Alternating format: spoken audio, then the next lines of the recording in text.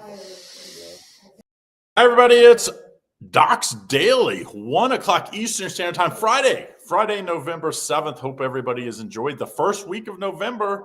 You know, the first week of November, what that means, Robert? It's college hoops is back, and it has been wild, to say the least. We'll get in on some of those picks. A couple of really nice games tonight, including North Carolina, Kansas. I think that's an interesting game. So we'll talk all things college basketball here in a minute. But let's get out all the things that we need to get out of the way as far as doing our jobs, which is, hey, you want in our top plays? Very simple. Use a free $60 account. This is a good weekend to do it. We've got, I know, Robert, you have an 8-unit college football game of the year. I have an 8-unit college football game of the year. I think there's maybe one more. Right Point Sports. There's 3, I think, on Saturday, and then I think there's 1 at least on Sunday. I know Indian Cowboy does. 2 more on Sunday. Yep. I forget who's the other one. It's Indian Cowboy and somebody else. August Young. There you go. So if you like that big 8-unit plays, you can use this on that. Of course, if you're an existing customer, this will not work, but you can go over there and get it. I do think there's a promo code that comes out via text most days. So if you haven't signed up for the text, and that just kind of tells you, by signing up the text, you get all these promos. So you get like a 10% off code a couple times a week. So it does pay for itself, and it costs $0. So make sure you go over in your members area and sign up for the text, and make sure you get those discount codes every day. Don't forget also about the YouTube membership. Link is in the description. You can get level 1's Lenny, level 2's Indian Cowboy, level 3 is our Doc Sports Expert Pass. So we get 3 different experts, including one of my plays every day. So make sure you check that out. It's anywhere from $4.99 up to $49.99, and the link is in the description. Those are per month prices. Okay, let's talk. First and foremost, I want to get a rant out, Robert. I don't know about you. Thursday Night Football's got to go. The NFL. Underdogs, man. Just keep betting those dogs, right? But it's the worst game of the week. Every week, it doesn't matter who plays. It's just what you see on Sunday and what you see on Thursdays are just, it doesn't resemble the same product. Right. So if you're the NFL, what are you doing? Like, it's not helping your brand watching bad football. What they're doing is printing money. They make billions on that. They don't care about the product. Well, that's true. They know they can roll out a slot product. People are still going to watch it. People are still going to bet on it. Fantasy football, all of that. They know that it is propping up basically the television industry is live sports and entertainment, so they can charge a premium on it. So they do not care. Like, the owners do not care about anything but money. They have proven that over 25, 50 years. Every decision that they make is not about you, the consumer, players, it's not about the fans. It's just about making money, and they're great at it. I have one thing that could save it. One, they're going to get rid of one of the exhibition games and add another regular season game. That's going to happen, I think, again. They just keep expanding it. If they do that, make another bye week in there, and then make every team that plays on Thursday Night Football come off a bye. Sure. After, say, week 3 or 4, it's not such a big deal up through that. But that way you don't end up with these really ridiculously banged-up teams where you're basically just getting – You're still gonna run into another problem, though, is that basically it's kind of like a double bye. So you'll have a team that hasn't played for a week and a half, and they play on Thursday, then they have another week and a half. So they will have played one game over like a 3-week period. So that following Sunday, those teams will be just as big a mess. There's no. But to me, at least, I just want the stars to play. I want at least to put your best foot forward, and we have not seen that on Thursday. After about week 6. There's just so many every team's banged up, even the Sunday games, be honest. So the teams with 3 less days, it's just like, these guys can't play. Now they are expanding the rosters. That does help a little bit. So at least you get guys that it used to be they pick up guys on Tuesday, play them on Thursday because you didn't have a choice. Now they have the expanded rosters, and I think that every team should have 7 more roster spots than they do. I feel like that would solve a lot of problems because those rosters at the end are minimum guys anyway, so it's like it wouldn't cost them that much. You can keep extra defensive linemen, you can keep extra offensive linemen, you can keep extra special teams guys, so you don't have to use starters on special teams. Like, you just keep 7. Every team would just keep 7 donkeys, and you can minimize snaps for like star players. Like, the fact that the game day roster is like 42 or 45, ridiculously, or something like that. Like, it's ridiculously small. Like, let these teams carry 60 players on game day and 65 players on a roster. Like, you're talking minimum wage guys or guys making less than $1 million. And as I mentioned, like, all these owners are billionaires, so they can't cry poverty. about it. Not with the new TV contracts. Right. Like, what are we talking about? And if you watch Canadian football a lot, you see guys that like basically come like because they're coming from the NFL a lot of times where it's like I got cut and all of a sudden they come back and then it's like then they go back. It's like there's a lot of guys and you don't see that. We just don't talk about it. We don't follow the end of the roster guys. But if you're watching Canadian football, you hear about it a lot because those guys are flipping because those guys make like 40 grand, 50 grand. So they make nothing. So they, of course, if they get a call from the NFL, they come running. And look, the bottom line is just keep betting the underdogs on Thursday night football because especially getting you've just been printing money. I think two of the last 6, like Baltimore won big, whatever, but they shouldn't have. Like that was a very misleading final, but until proven otherwise. And my takeaway is like Denver is kind of a joke. I think Bo Nix sucks.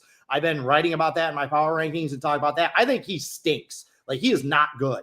Okay. And Denver, like they're 8-2. They might end up being the number 1 seed. God, I hope so, because I cannot wait to bet against whoever they play in their first playoff game. They have beaten the Giants. They still have to play the Chiefs twice, right?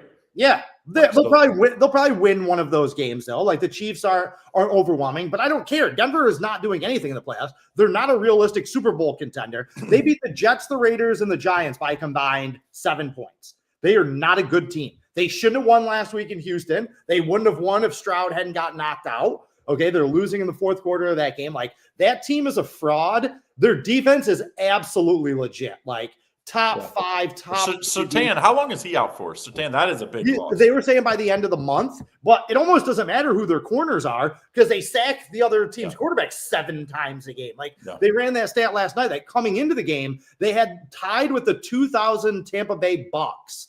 Okay, that old Bucks team, one of the top 5 best defenses of all time, like tied with them through 9 games for most sacks in the NFL. And then what they get Geno Smith 7 times with like five other. Old Geno just holding on the ball like he had times.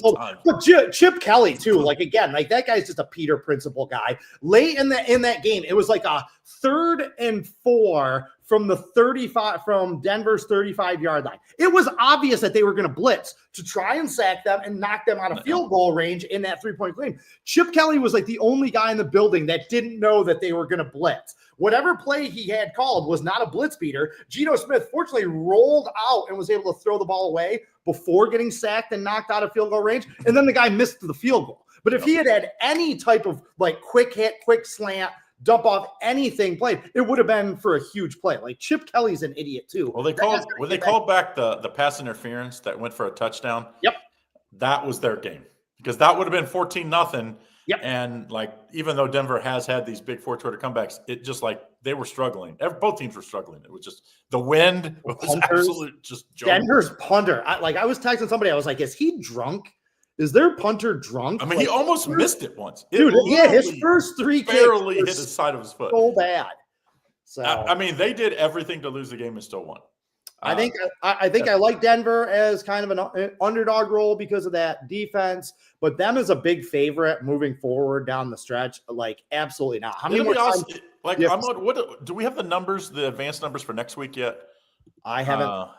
Don't they Kansas City next week? I think. Yeah, and they're not. Nope. Kansas City plays. Kansas City's favored by 3 in the advanced numbers right now.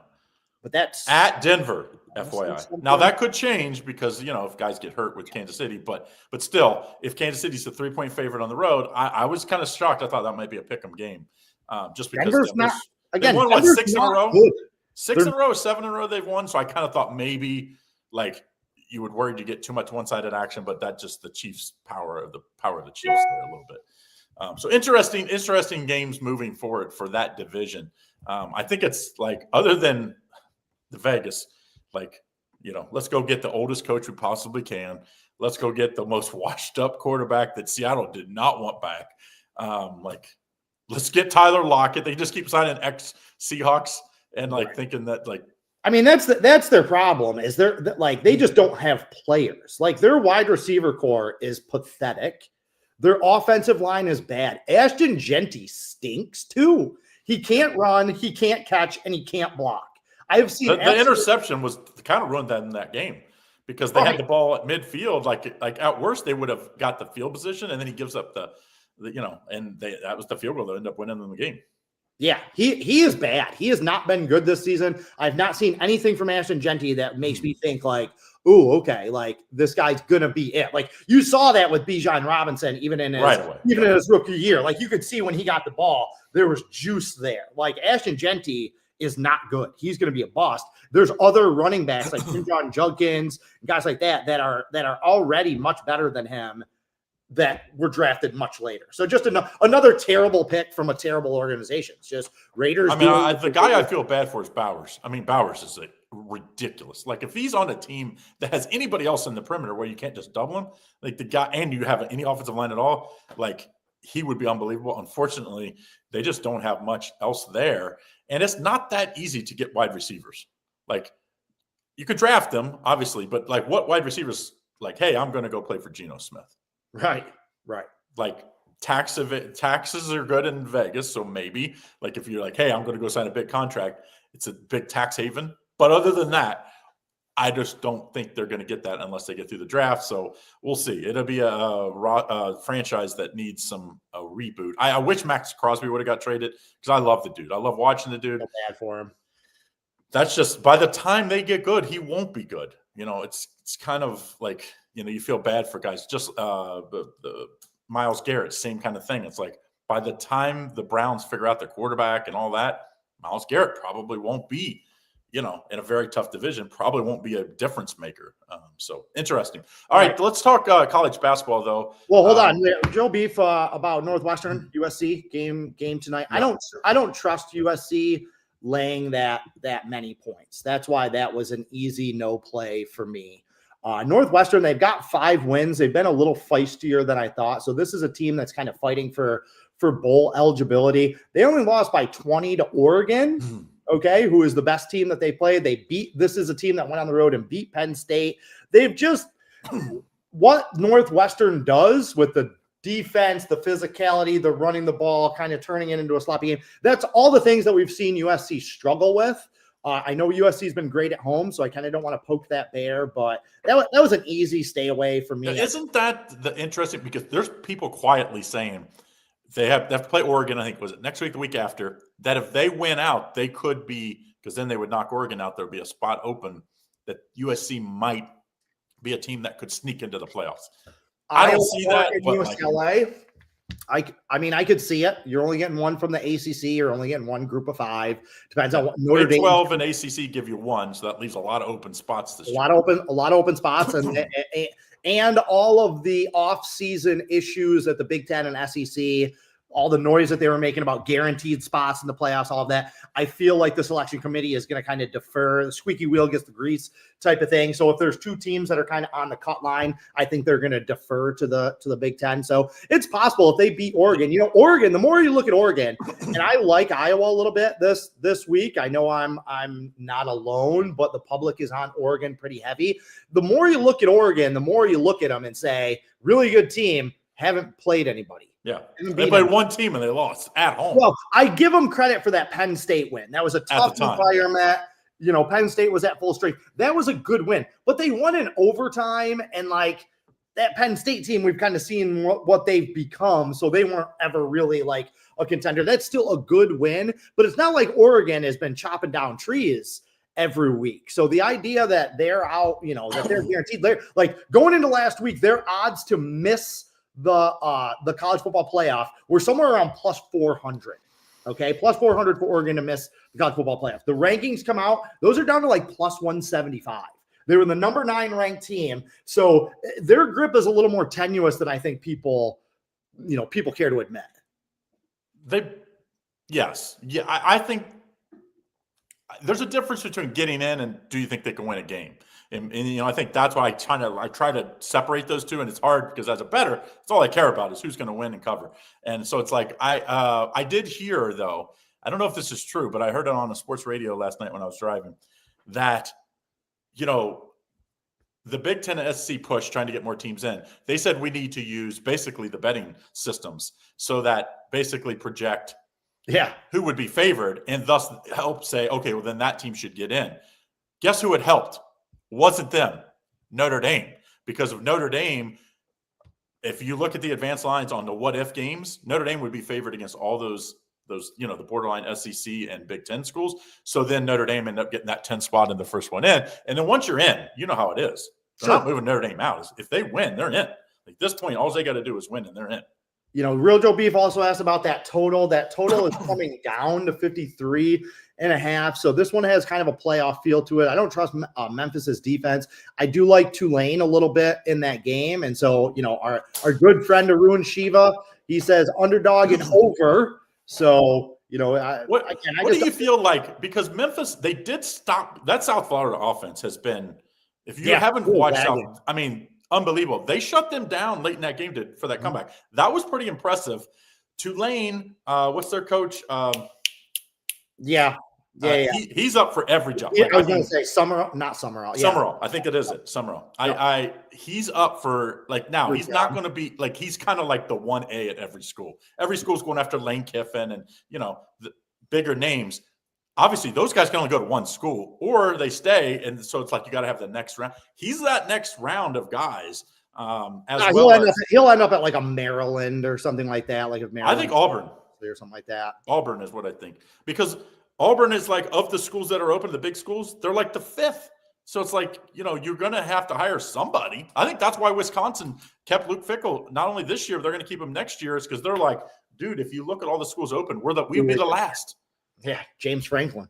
All right, Travis Fontaine and Jack Hashimoto asking about Winnipeg and San Jose. And listen, I called it here a couple weeks ago with you, Craig, when we were talking about San Jose, and I was like, that first win is coming, man. It's coming. It did come that weekend over the Rangers. And what did I say? I was like, what you see happen, that team had lost like 13 straight games going back to match. I was like, what you usually see happen is that team gets that first win, and then they kind of win a few more. Like they string some together. Like San Jose has been playing well since then, and the market hasn't adjusted. They're 5-3 in their last 8 games. Okay, they hammered Seattle on the road the other night. And they only need to win 1 of 3. At their odds, if you win 1 of 3, you're profitable because their odds are so big. 4 of those 8 games have gone to overtime, so they're not just playing well, they're playing everybody tough.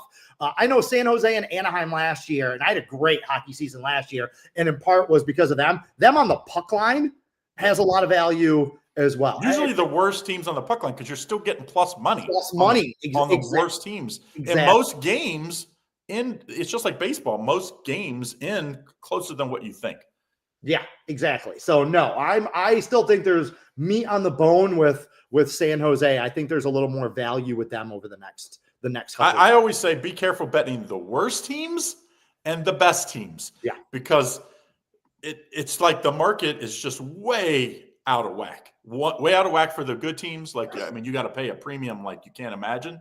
And just the opposite with the worst teams, you're getting a premium to take them. So, but you can't just blindly bet them because there'll be games where they lose 5-0, because they're the worst team for a reason. And hockey's got a little Thunderdome feel to it as well, like kind of like with the NBA, where any given Tuesday, like somebody's getting upset. Some plus 180 underdog is good. Well, here's the thing. You get teams that are playing third game in 5 days. You get the team playing back-to-back. Okay, they're playing the backup goalie tonight. So all those numbers get pushed into hockey that you don't necessarily see in Listen, I love the Vegas angle. I miss when Arizona, I miss the Phoenix team, right? Because teams used to go to Vegas, play like on a weekend, and then have to go to Arizona on like Monday or Tuesday and play, and they always played like trash. I hit a 7-unit play on Detroit earlier this week because I'm looking at Detroit's schedule. It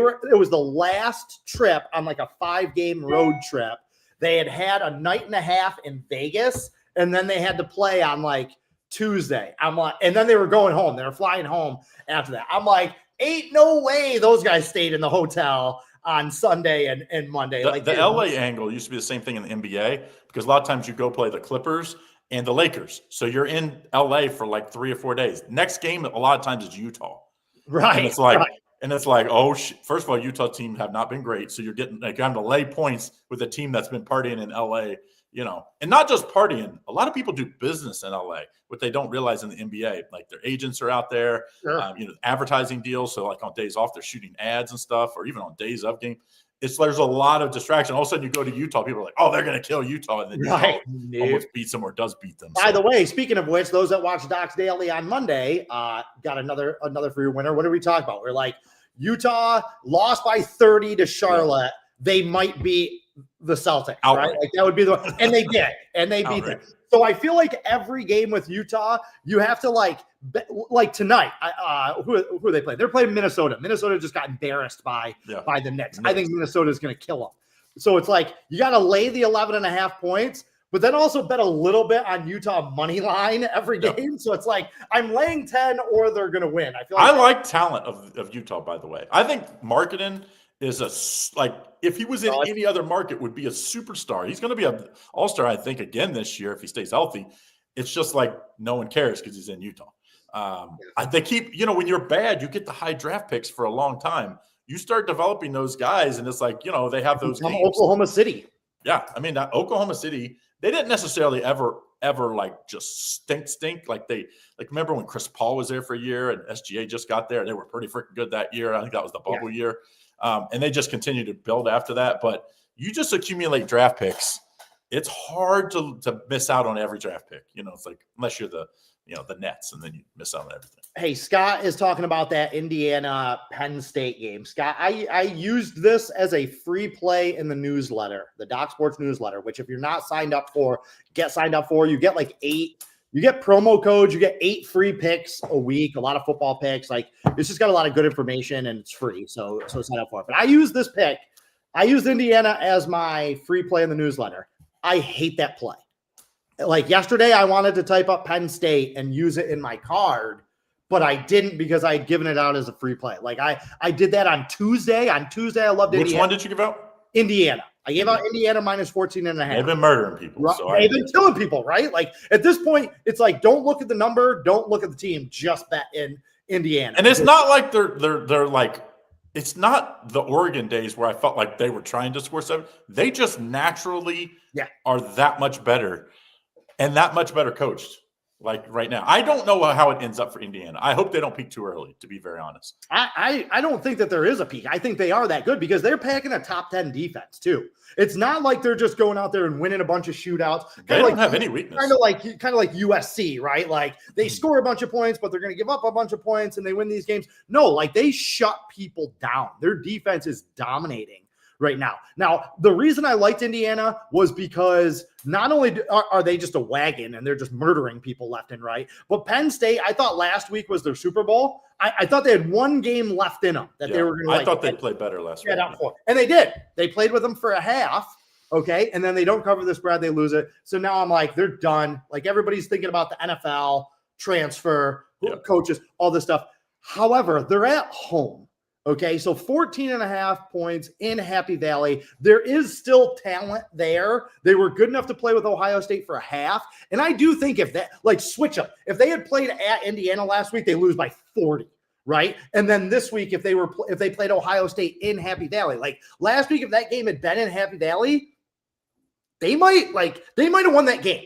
I'm not saying they would have beat Ohio State. Listen, they were right with them. They outplayed them in the first half. They did. Right?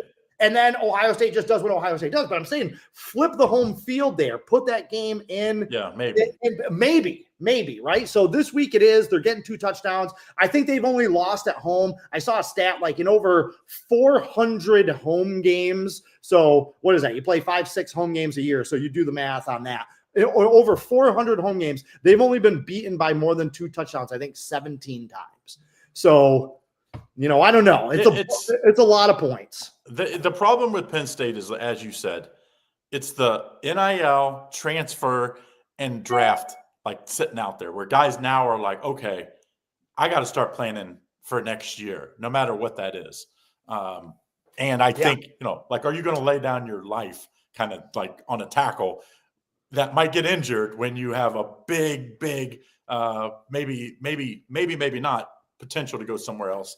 Or even stay there and get paid, to be honest. But also, you got to play well against these top teams, right? Like the scouts are going to be looking at this tape, right? Oh, I don't know. You said it last week about the college basketball. It's like the 6th guy at a MEAC school is getting money in NIL transfer. It's like, what?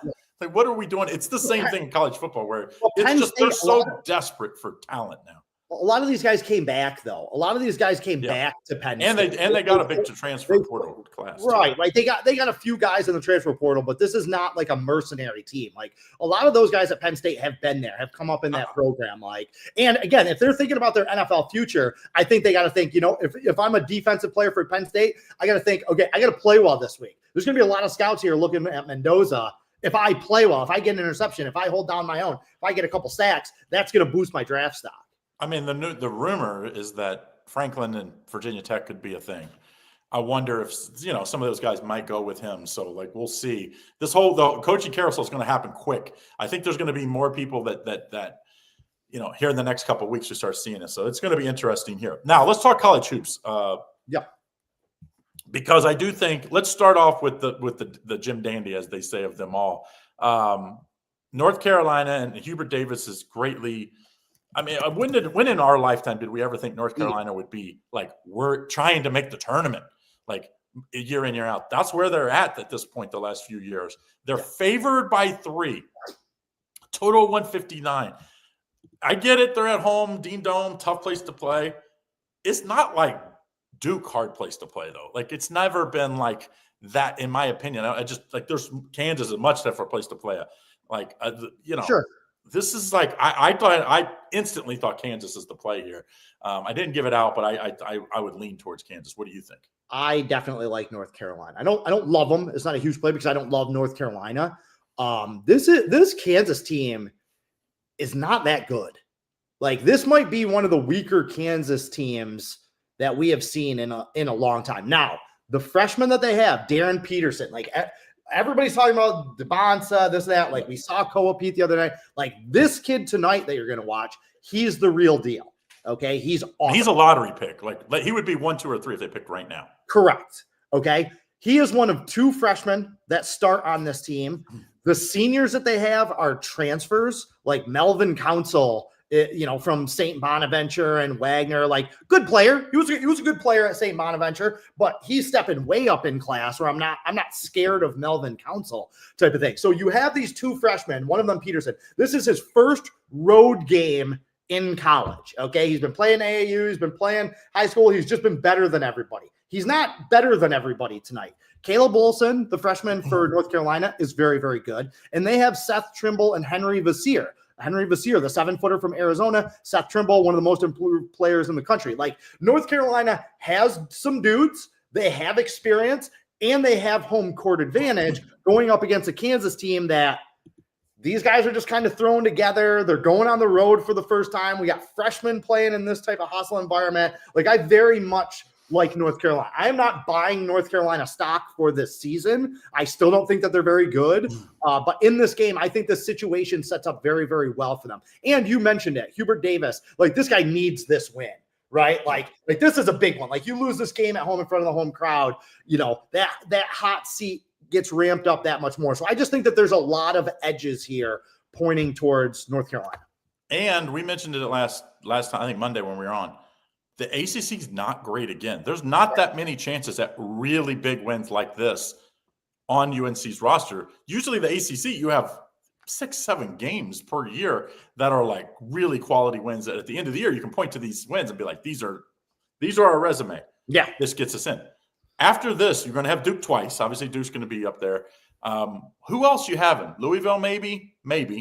Like, I don't know. Rest of the league, I'm just like, I still think, this, in fact, I'll give you a little free play. I like Notre Dame tonight minus the points. I think this Notre Dame could be not to the high side of Louisville last year, but I think they have at least that chance to be the big surprise team in the ACC. I think they'll now you're probably going to be the top 3 teams in the ACC to make the tournament this year, like you did last year. So it's like, I like them tonight. I saw them clips of the game against Butler. I think Butler's better than people think this year. They played really well there. I think if they do that time, and Detroit lost to, I think, UIC by 22 or 21 last time out.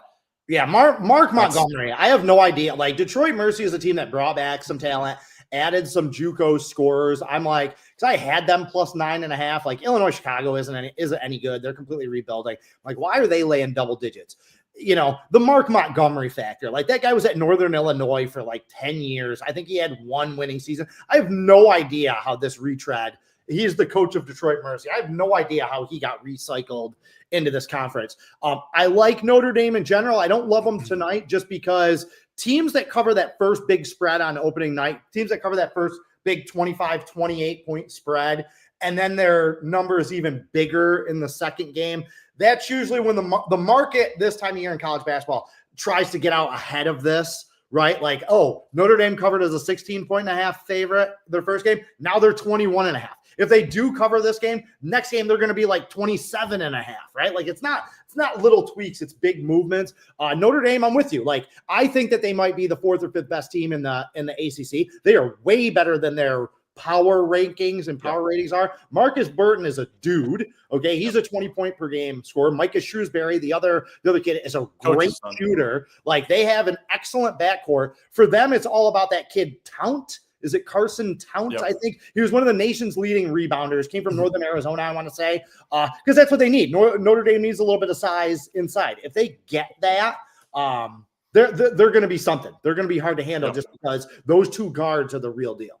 Well, the injuries last year to Burton, like in the middle, kind of like derailed their season. And so people thought, well, they're really bad. Well, when he was there, they played with everybody. It's just, they don't have the depth. And they only they only played like 7 guys last year. To be honest, a lot of teams don't have the depth in this whole system that we're doing now.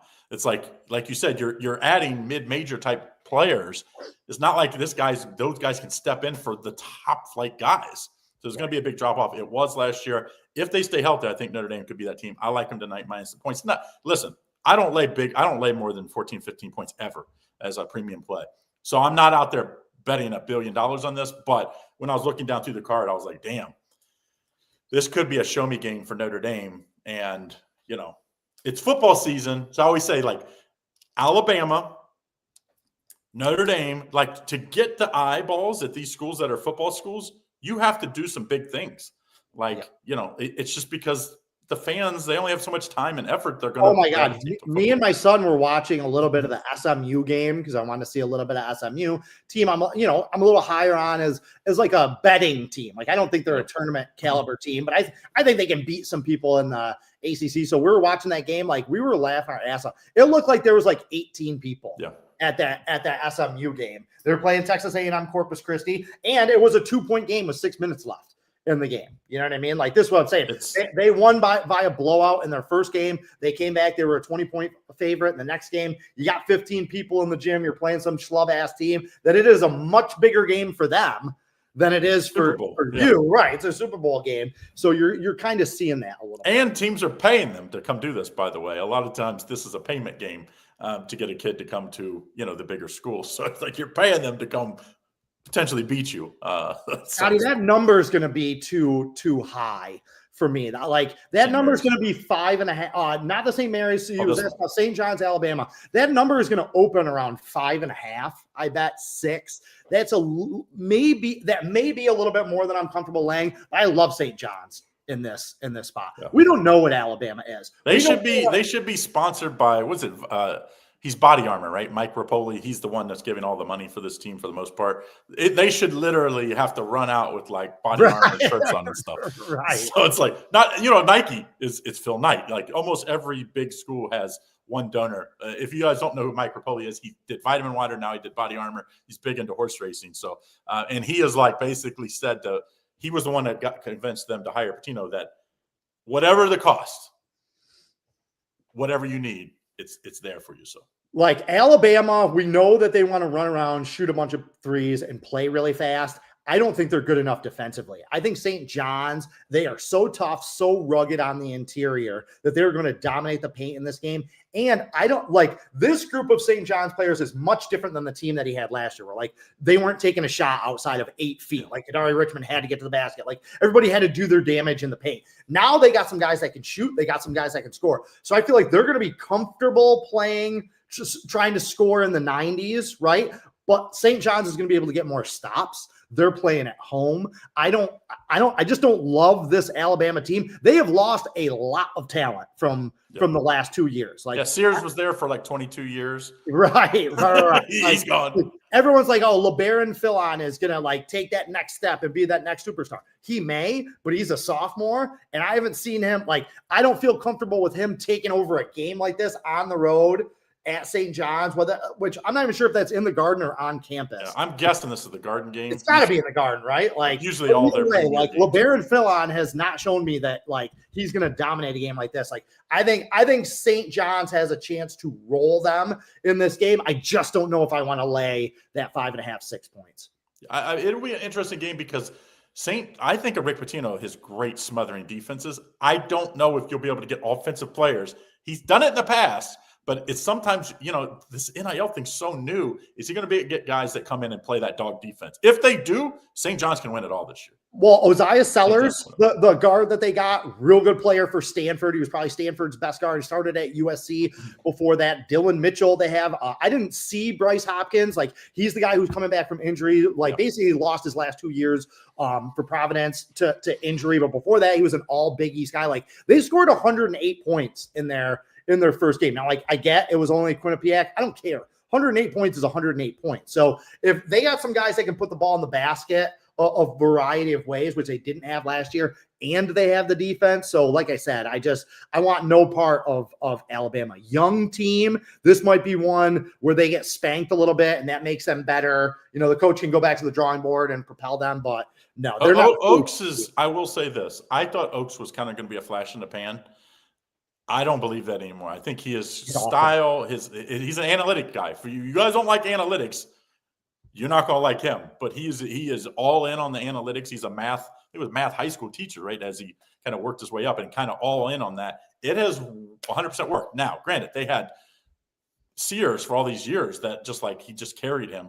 We'll see. We'll see if he can keep it going. It's a very tough spot here. If they win here, though, it's like they should put the SEC on notice again this year that they're the real deal again. I do think it's a tough year for the SEC. One, Bruce Pearl's gone. Second, I don't know about Kentucky. They could either be unbelievable or have you step back. Once again, Mark Pope did a great job last year. Mm-hmm. Interested to see where they go. And then I'm interested to see if Pearl's son can step in and keep it going there.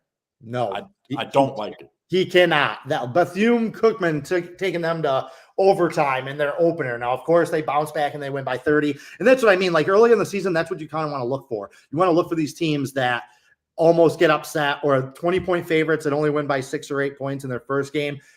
The coach gets them to practice the next day and kind of whoops their ass. And they go out and win by 30 versus those teams that go out and win by 30 or 35 points.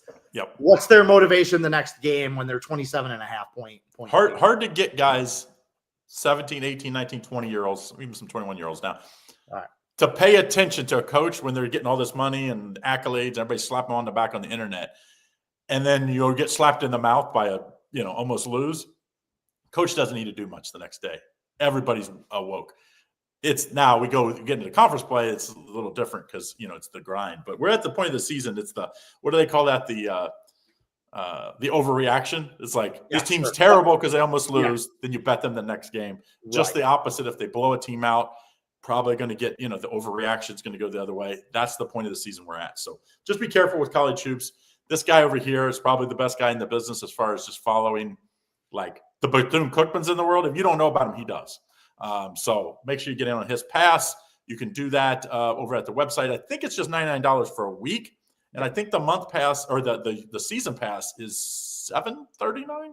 Yes, it's still $739, $749, somewhere around there, and it's discounted. We still have the early bird pricing. You can use promo codes towards those as well. So if you get that 10% promo code, you can use that. You can use the free 60 towards those packages as well. So like if you want a monthly package, okay, use that free 60, use a 10% off. Like you're basically getting it half price. So NBA tonight, to throw a little gem out there in the NBA for you guys that love betting the pro hoops.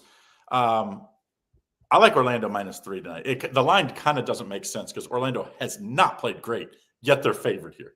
Like, to me, that should be the odds makers kind of leading you to the water. All you got to do is drink. That's the kind of spot I'm in with Orlando. Boston is like, they're going to be so up and down this year just because they don't have the top 5 guy in the league and Tatum to like bail them out at nights.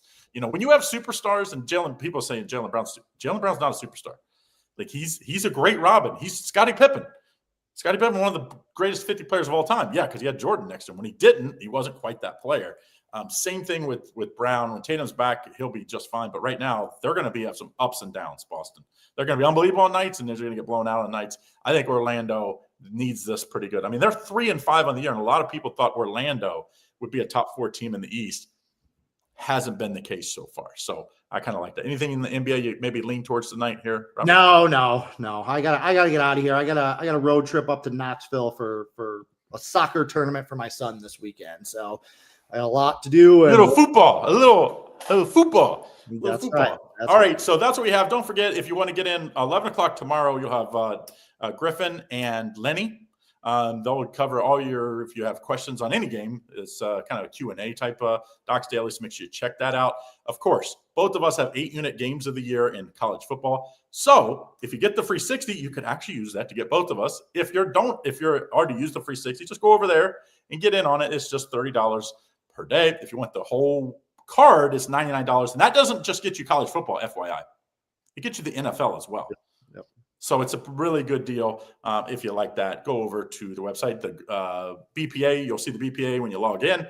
Below that's the grid, so you can go through the grid and pick what you want. All right, guys. Thanks again, Robert, for joining in, talking some college hoops. I love talking college hoops with this guy. We'll have a ton more, so make sure you like and subscribe and follow us as we go forward. Good luck.